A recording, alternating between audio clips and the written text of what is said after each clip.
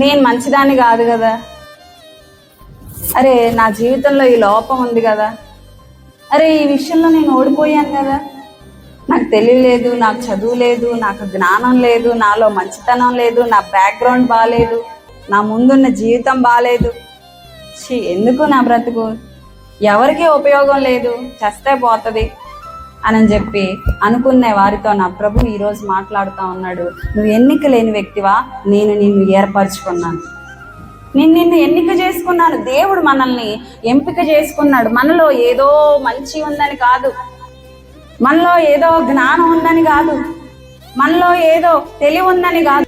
1 కొరింథీ పత్రికలో మనం చదువుకున్నాం కదా ఇందాక, నీచులను దేవుడు ఏర్పరచుకున్నాడు. తృణీకరించబడిన వారిని, లోకం నెట్టేసిన వారిని, కుటుంబం నెట్టేసిన వారిని, సమాజం నెట్టేసిన వారిని ఆయన పట్టుకున్నాడు.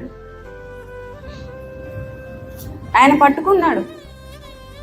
మన జీవితాలు మనకే పనికిరావండి, సృష్టికర్తకు పనికొస్తాయా ఎందుకు అని మనం అనుకుంటాం. కానీ పనికొచ్చేలాగా ఆయన చేసుకోవాలని దేవుడు మనల్ని ఎంపిక చేసుకున్నాడు, ఏర్పరచుకున్నాడు, నమ్మాడు.